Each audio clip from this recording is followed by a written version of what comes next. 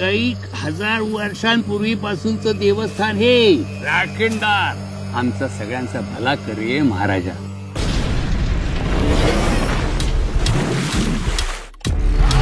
तो करताय सगळं कोण? राखणदार. तो राखणदार तुमच्या डोक्यात आहे. जंगलात फक्त जनावर असतात.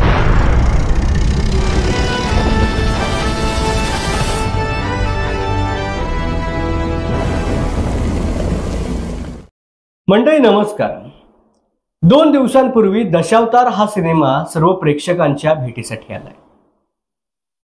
12 तारखेला हा सिनेमा सिनेमागृहामध्ये प्रदर्शित झाला आणि तेव्हापासून बऱ्यापैकी विविध ठिकाणी दशावतार हा सिनेमा हाऊसफुल जातोय. मुळात तळ कोकणामधील दशावतार ही एक लोककला किंबहुना एक सांस्कृतिक ठेव आहे. अधर्माचा नाश करण्यासाठी भगवान विष्णू यांनी 10 अवतार घेतले. या अवतार कथांना शतकानुशतक कोकणातील कलाकारांनी रंगपीठावरती साकारले.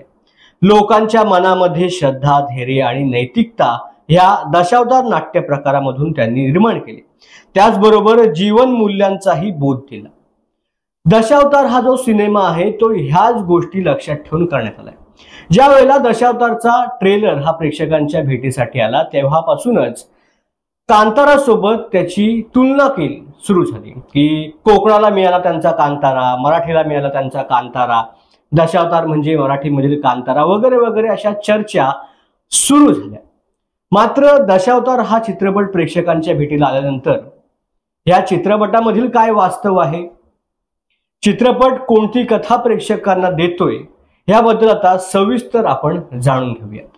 नमस्कार, मी सिद्धेश दिलीप शिगवण तुम्हा सर्वांचं स्वागत करतो.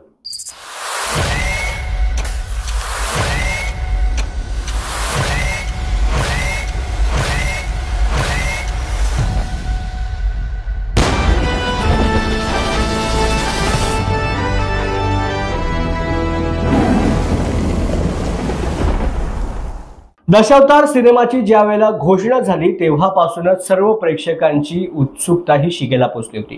कारण कोकणामधील दशावतार नाट्य प्रकाराची कथा प्रेक्षकांच्या भेटीला येणार होती आणि तेव्हापासूनच अनेकांच्या मनामध्ये अनेक विचार येऊ लागले की दशावतार ह्या सिनेमामधून कोकणातील दशावतार नाट्य प्रकार प्रेक्षकांच्या भेटीला येणार आहे का, त्या नाट्य प्रकाराची किंवा त्या नाट्य कलाकारांची कथा प्रेक्षकांच्या भेटीला येणार आहे का, काय असणार आहे ह्या चित्रपटामध्ये, की कांतारासारखं काहीतरी ह्या दशावतारमध्ये घडणार आहे. अशा विविध विचारांनी प्रेक्षक आपले स्वतःचं मत निर्माण करत होता आणि तोच विचार घेऊन प्रेक्षक सिनेमागृहामध्ये हा चित्रपट पाहण्यासाठी गेला आणि प्रेक्षकांची थोडीफार निराशा झाली आणि म्हणूनच आता दशावताराचा प्रयोग फसला, दशावताराची कथा फसली, दशावतार फसला अशा विविध चर्चा सुरू झाल्या. मात्र मुळात मला जर विचाराल तर दशावतार फसलेला नाही, दशावतार सिनेमा फसलेला नाही, दशावतारची कुठेही कथा फसलेली नाही. दशावतार हा सिनेमा, दशावतार हे नाव आणि त्यामधील पात्र हे काय आहे हे जर तुम्हाला समजून घ्यायचं असेल तर प्रेक्षक हो, तुम्ही कोणताही विचार न करता, दशावताराची तुलना कोणासोबतही न करता रिकाम्या डोक्याने फक्त चित्रपट पाहण्यासाठी जा. तरच तुम्हाला दशावतार चित्रपट काय आहे, ह्या चित्रपटाला दशावतारच नाव का देण्यात आलेलं आहे हे स्पष्टपणे कळेल. सिनेमाची जी कथा आहे ती कोकणामधील एका गावात दशावतारी नाटकामध्ये काम करणारे ज्येष्ठ नट बाबुली मेस्त्री म्हणजेच दिलीप प्रभावळकर सर यांनी जी भूमिका साकारले त्यांच्या भोवती फिरते. सोबत माधव मेस्त्री म्हणजेच बाबुली मेस्त्री यांचा मुलगा सिद्धार्थ मेनन ह्याने साकारलाय. तो बाबुलींचा एकुलता एक मुलगा दाखवलाय. संपूर्ण जीवन दशावताराला अर्पण केलेले बाबुली महाशिवरात्रीच्या दिवशी शेवटचा दशावतार करण्याचं ठरवतात.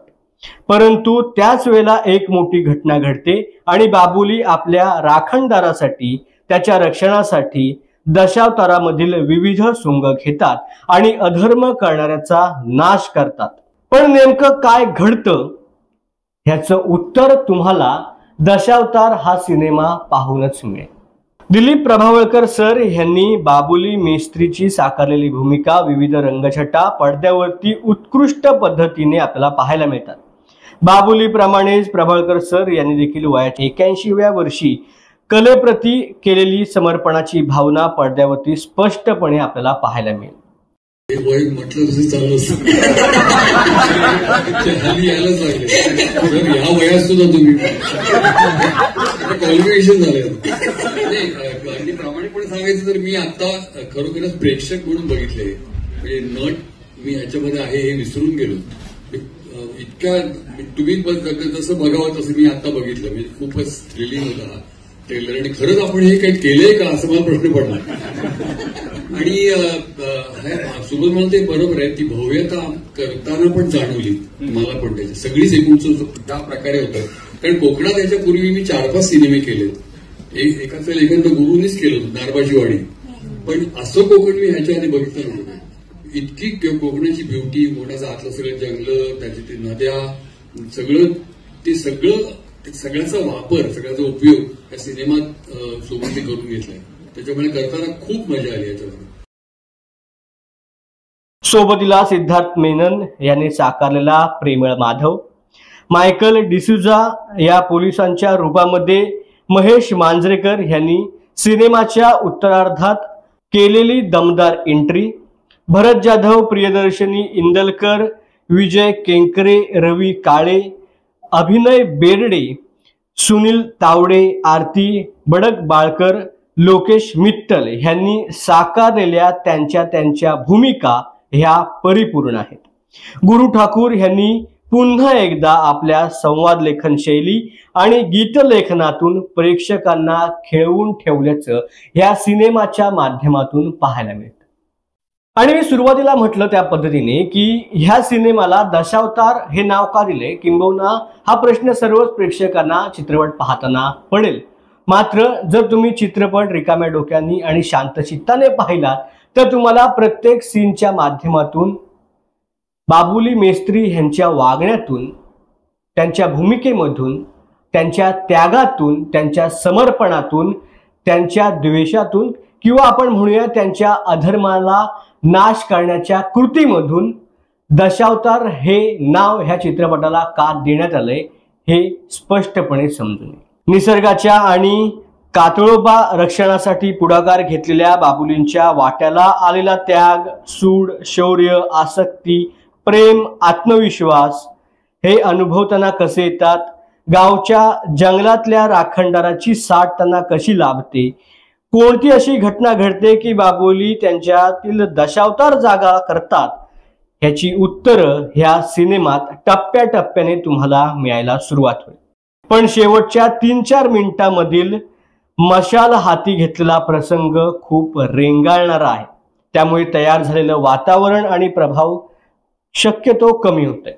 परंतु असं असलं तरी लेखक, दिग्दर्शक आणि कलाकार हे कोकणामधील लोकांना कोकणचा विकास हवा, पण निसर्ग आणि संस्कृतीची मुळे कापून नव्हेत, आपण आपल्या जंगलाचे, आपल्या वनजीवांचे, कातळ शिल्पांचे रक्षण आणि संवर्धन करणे किती आवश्यक आहे हा संदेश देण्यात नक्कीच यशस्वी झालेत.